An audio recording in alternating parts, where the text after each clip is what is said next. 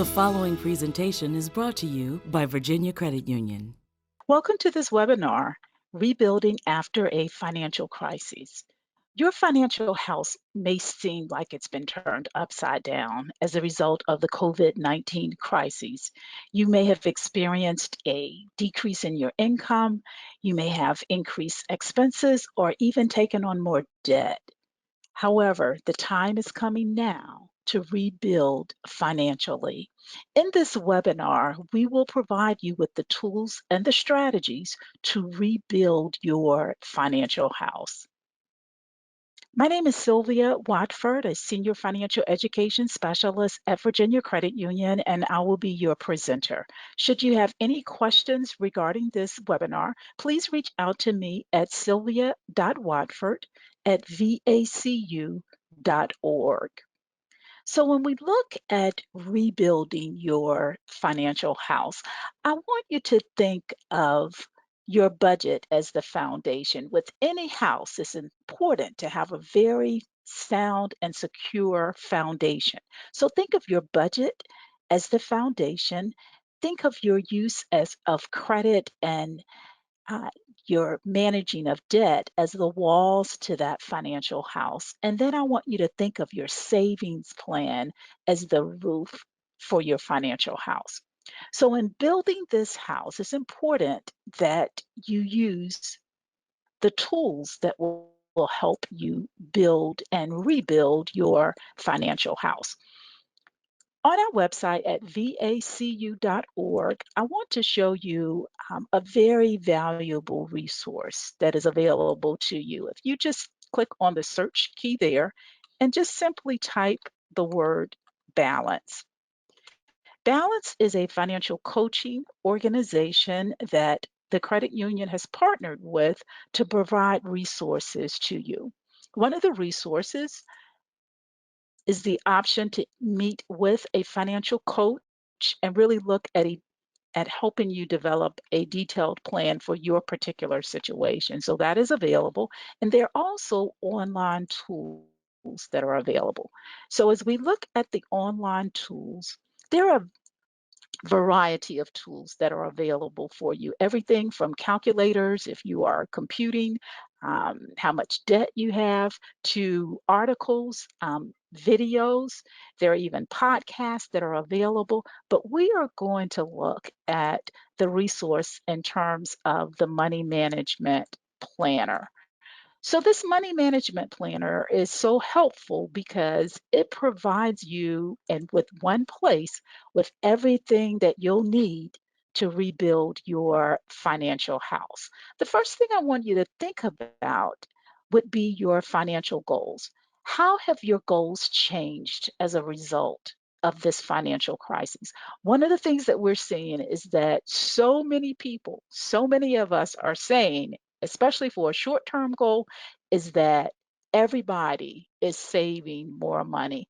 In terms of a midterm goal, you may be in a situation where you realize that you want to change careers, or you want a better paying job, or a job that you feel would offer you more stability or flexibility. So, a midterm goal could be that you want to start saving some money or preparing in terms of going back to school, or fine tuning your skill sets so that you can change careers or have a job with more opportunities. In terms of long term goals, you may have been planning to retire in, say, 5 years. And because of this crisis, you realize that you might have to work a little longer. So you might have to change that from 5 years to 10 years. So think about what goals you are now setting for yourself as a result of the financial crisis and as you rebuild your financial picture.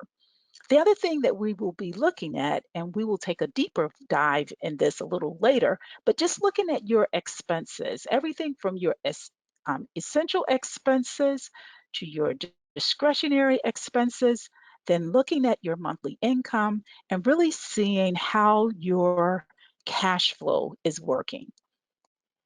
There's also an opportunity here to list all of your unsecured debt so that you will having picture of who you owe, the interest rate, the balance, as well as the monthly payment. And as you are rebuilding financially, one of the things that you want to think about is what are the guidelines that you want to implement? This is just a rule of thumb in terms of the guidelines for the different categories. But think about what changes you might want to make as you move forward in rebuilding that financial picture. So, again, that is on our website at vacu.org. You would simply type in the word balance. So when we look at the different options here, we're looking at the foundation in terms of your budget. Remember when you are budgeting that there is such a great power that we have, and that is the power of choice. We have an opportunity every time we spend money to choose how we want to spend that money. So you want to make sure that the choices that you make are in line with what your new goals are as a result of the crisis. And then you want to make sure that you're making choices that will help you reach those particular goals.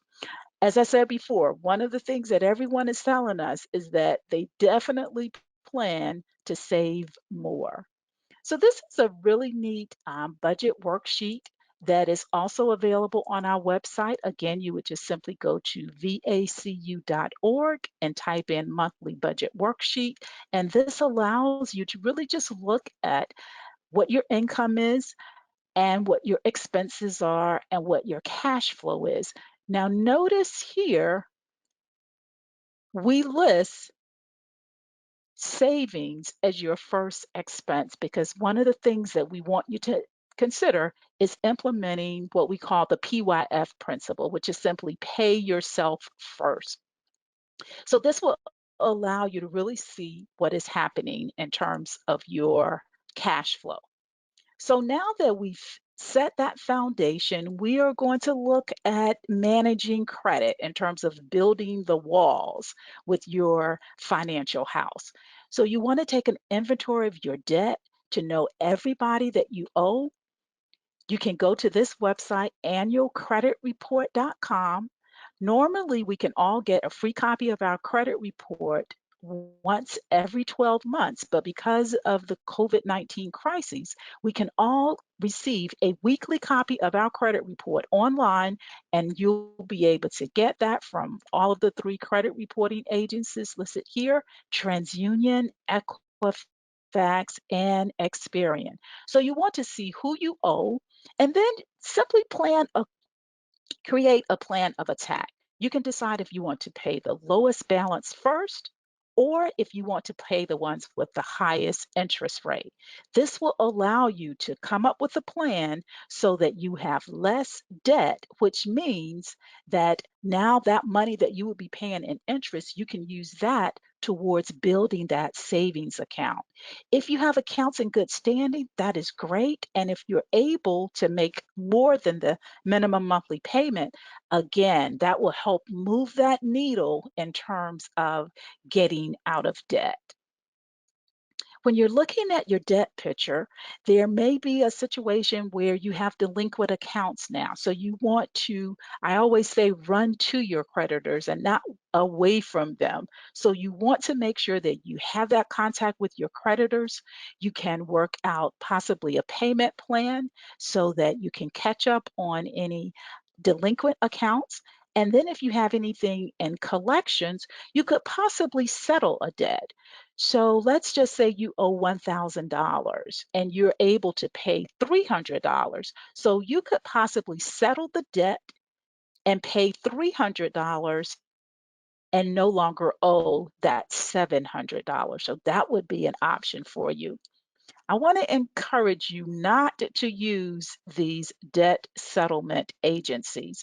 I remember working with a lady who was helping her daughter. Her daughter lost her job. She lived in another state, and the mother was supplementing the daughter's income to help her stay on track financially. Plus, she was taking care of her household,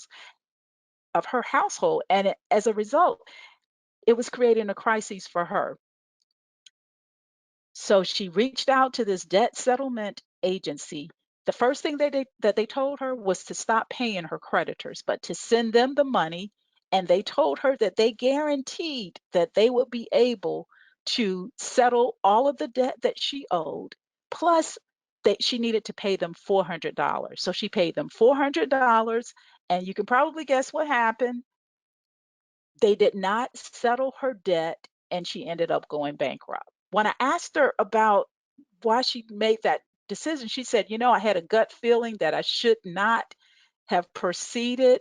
But one of the things that she told me, she said, desperate people do desperate things. So I want you to know that you don't have to fear, you don't have to feel that you are desperate, because we have options that can help you take care of that debt and not get in a situation where you're paying someone to do what you can do for yourself.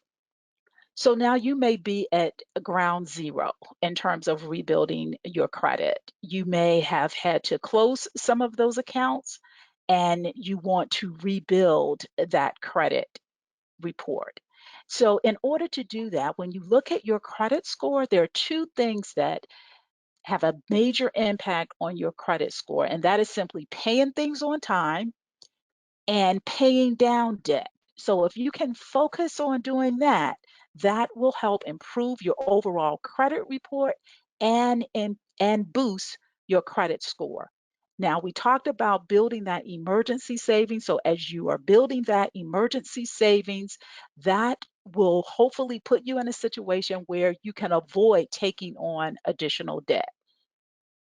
When you get your credit report, you want to make sure that everything is correct on your credit report. If you need to dispute something, you can start the dispute process by reaching out to the credit reporting agencies.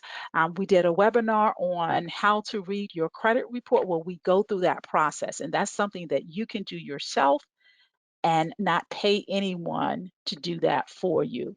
As you are rebuilding your credit, one of the things that you can do is look at getting a savings secured loan where you're simply borrowing against your own money and you're paying that on a regular basis.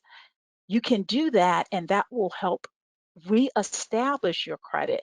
But you want to make sure that you do it for a 12-month time period. I know when I was working with individuals on a one on one basis, they would say, Ms. Watford, I want to just pay this off early because I want to get out of debt. This is one time that you really want to reestablish that credit. So you want to pay it on a month to month basis, at least for that 12-month time period. Do not, I repeat, do not run to these credit repair companies. They will simply do for you what you can do for yourself, but they'll charge you for that. I worked with a lady who had experienced a financial crisis and she wanted to buy a house. She was involved with this credit repair company and she was paying them $99 a month for them to look at her credit report and start the dispute process for anything that was negative on her credit report. And I shared with her, again, she was paying them to do what she could do for herself. Imagine $99 a month, that's over $1,000 a year that she could actually use that towards buying her house, which is what her goal was. The third component that I mentioned was the emergency savings. So, that emergency savings, again, I want you to think about that as the roof of your financial house. That emergency savings is going to provide that cushion for you so that when things happen, you're able to bounce back more quickly. I defined an emergency as an unplanned event that happens to all of us.